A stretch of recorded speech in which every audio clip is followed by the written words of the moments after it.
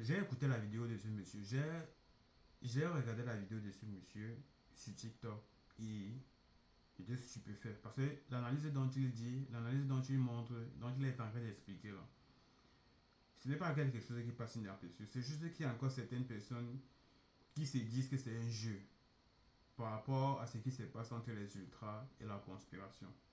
Ce n'est pas un jeu. C'est au-delà d'un jeu. Ce n'est pas que quand il va s'agir d'un côté, on va parler des cultures. D'un autre côté, on va parler des boycotts. Je pense que vous passez à côté de quelque chose. Et entre parenthèses, surtout avec ce qui se passe avec les soi-disant légendes là, la position de Imra actuellement ici là, est reconnue en tant qu'une légende. Imra est reconnu actuellement en tant qu'une légende. On va écouter ce que le monsieur dit. C'est très intéressant. Hein. Moi, je trouve ça très intéressant. Les amis, j'ai fait ce post-là concernant donc Imera et Didibé. Disons que c'est à travers ce conseil de Didibé-là que j'ai vu que le petit Imera... Déjà, il faut souligner que ce clash a réveillé la culture ivoirienne. Vouloir chercher à réunir ces deux-là pour une soi-disant quelconque paix, entre parenthèses, ne sera pas une bonne idée. Ça fera en sorte que, bien que c'est quelque chose qui ne pourra jamais arriver, si ça arrive, bien que je sais que ça ne pourra jamais arriver, tout cet engouement autour de la culture ivoirienne là, va perdre cette énergie. Cette énergie-là va disparaître. Parce que Imra et Didibé, c'est deux mondes opposés. C'est deux côtés opposés. Donc ça ne peut pas. Si c'est qu'ils doivent s'attirer deux forces du même univers, forcément ça doit se repousser. Forcément ça doit se repousser. Il a eu scellé dans le chemise ivoirien. Il y a des gens qui ont mis des posts pour me dire que non, je ne réfléchis pas, je raconte n'importe quoi. Mais est-ce que de vous à moi, c'est pas la vérité, ce que j'ai dit? Vous savez, C'est la vérité. Écoute, ce que moi je peux dire dans tout ça, c'est que il y a des grands frères. Il y a des personnes dont on se dit grand frère, dont on se dit même papa, dont on se dit même légende. Des personnes dont on dit qu'on va gérer, dont on dit qu'on va maîtriser. Des personnes qu'on dit prendre pour idole. Après de voir et de tomber sur ce genre de comportement, sincèrement, ça laisse à désirer. que vous avez blacklisté l'enfant, vous l'avez placardé. Oui, ils ont blacklisté l'enfant. Ils ont blacklisté l'enfant. Est-ce que vous voyez son évolution là, ses sorties, son travail? Et puis on m'a dit que est-ce que l'enfant lui-même s'approche vers des grandes personnes ou bien vers des ceci, cela. Au moment où, à l'initiative, j'ai de faire monter la culture africaine, la culture ivoirienne à l'échelle internationale, même de loin, vous pouvez pousser cet enfant-là. C'est la raison pour laquelle il y a les réseaux sociaux. On a vu, genre, 2 jours, 3 jours là, cet engouement par rapport à comment pousser Djibouti à travers même les réseaux sociaux pour son concert au Zénith. Mais c'est ça qu'on appelle réseaux sociaux. Vous êtes suivi pratiquement à plus des millions de personnes. Vous avez blacklisté le petit. Je pense que le petit, c'est aujourd'hui qu'il connaît ça. Il a pris sur lui. Il a pris ce poids-là sur lui. Il a pris cette force-là sur lui et avancé avec. Et c'est ça qui donne l'énergie au petit aujourd'hui de tout casser sur Internet. De tout casser comme vous voyez là. Vous avez choisi un camp au profit d'un autre. Est-ce que c'est normal? Les deux sont des artistes ivoiriens. La vérité dans ça, c'est qu'il y a deux camps. Ceux-là qui disent ne pas choisir un camp là. Arrêtez de jouer aux hypocrites. Il y a deux camps. Il y a deux camps. C'est une obligation. Il y a deux camps. Non, venir déjà dire que tu aimes les deux là. On ne peut pas te conférer, on ne peut pas déposer entre tes mains une confiance. S'il s'agit des ultras, ou bien s'il s'agit de la conspiration. C'est mort.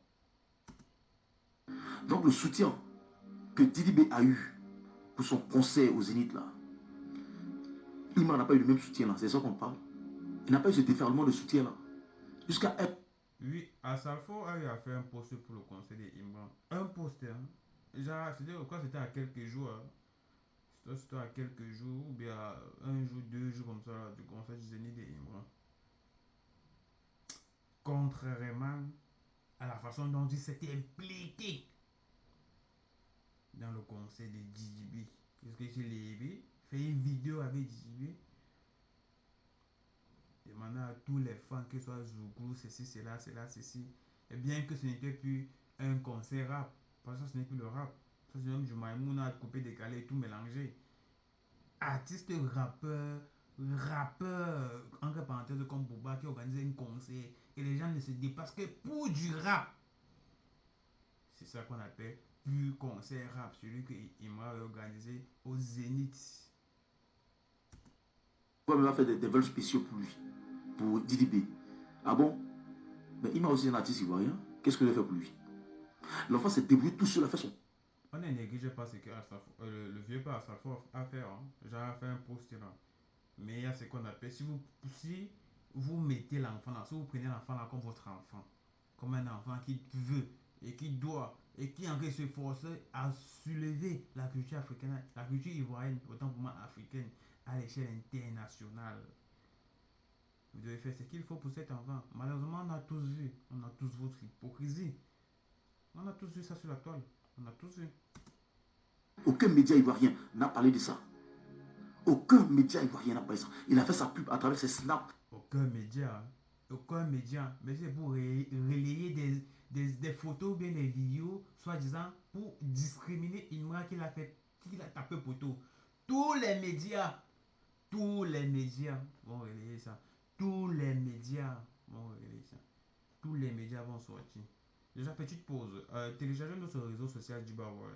Une fois en gain. Notre réseau social Djibawal disponible sur les plateformes de téléchargement telles que App Store, Play Store et j'en passe. Le réseau social possède plusieurs caractéristiques. Les caractéristiques que vous trouverez dans d'autres réseaux sociaux existants tels que les Facebook, les YouTube, les Snapchat, etc. Vous les trouvez aussi dans notre réseau social Djibawal. On crée du contenu, on peut streamer de la musique, on peut servir de moteur de recherche et bien d'autres encore. Dépendamment de l'activité que vous aimeriez faire, le réseau social reste à votre disposition et accessible à tout le monde sur toutes les plateformes de téléchargement.